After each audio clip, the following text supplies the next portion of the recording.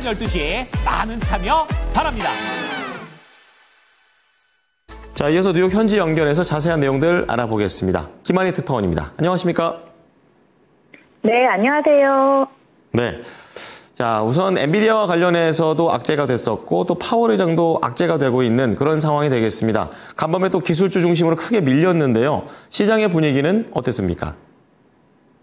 네, 미국 뉴욕 증시 3대 지수가 일제히 하락했습니다. 제롬 파월 미 연준 의장이 시장 개입 의사가 없다고 밝힌 데다 미국 정부가 지난해 증시를 이끌었던 엔비디아의 H20 칩을 대중 수출 통제 대상에 올리며 시장이 급락했습니다. 뉴욕 증권거래소에서 다우존스 30산업 평균 지수는 1.73%, S&P 500 지수는 2.24% 하락했습니다. 나스닥 지수는 3.07%나 급락해 약세장 영역에 진입했습니다. 반도체 종목들, 특히 엔비디아와 AMD가 된서리를 맞았습니다. 엔비디아는 어제 장마감기 공시에서 중국 수출용으로 개발한 H20 반도체가 수출 면허 대상에 포함됐다며 사실상 수출이 금지되면서 이번 분기에 55억 달러를 비용으로 잡게 됐다고 밝혔습니다. AMD도 이날 공시에서 자사 MI308 반도체가 수출 통제 대상이 됐다며 매출 8억 달러가 사라졌다고 했는데요.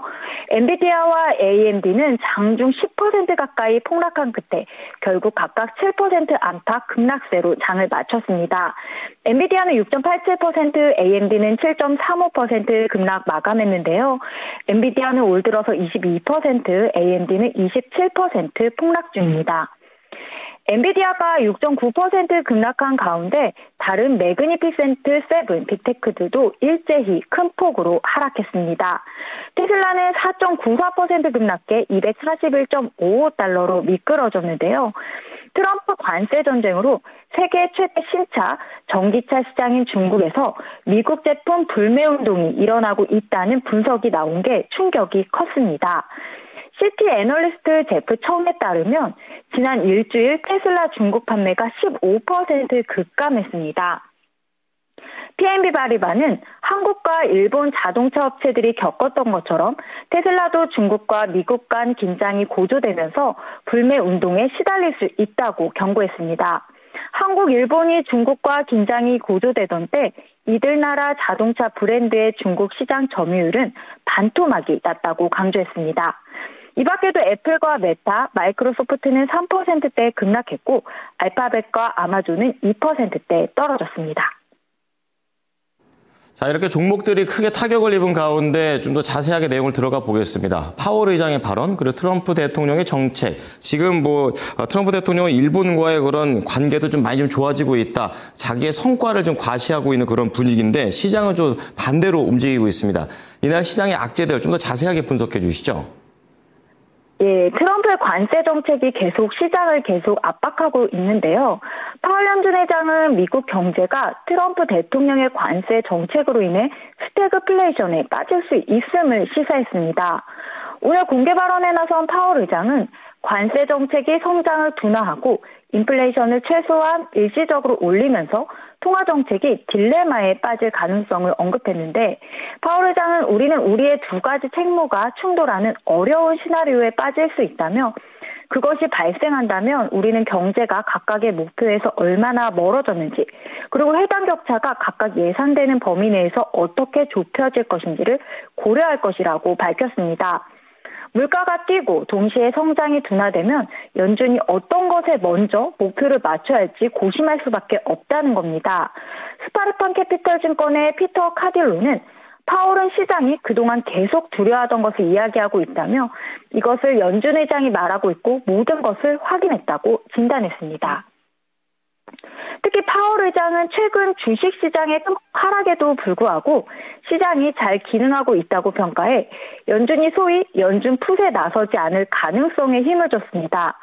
파월 의장의 발언이 전해지면서 파월 풋을 기다리던 시장 참가자들은 실망감을 드러내는데요. 연준 풋, 파월 풋은 연준이나 파월 의장이 주가 하락이 예상될 때 풋옵션과 같은 안전판을 마련해 줄 것이라는 기대인데요.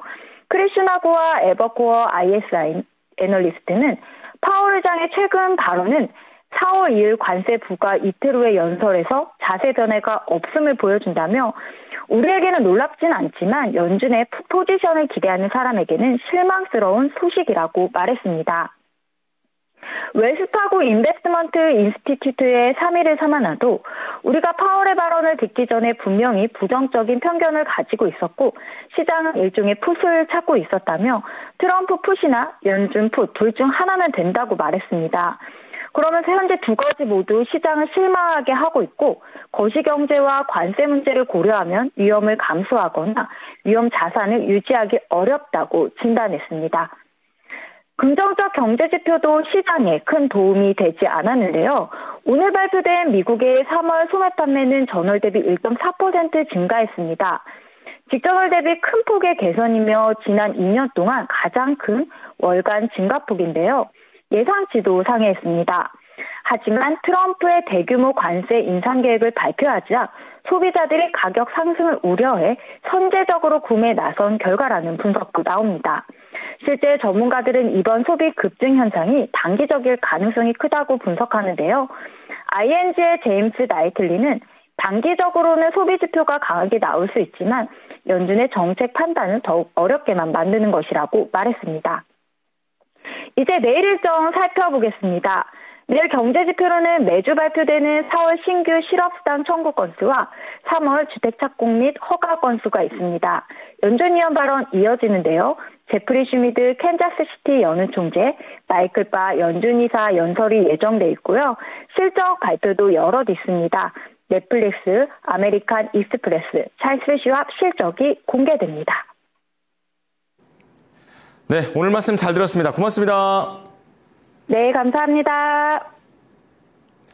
네, 지금까지 모닝인 뉴욕이었습니다.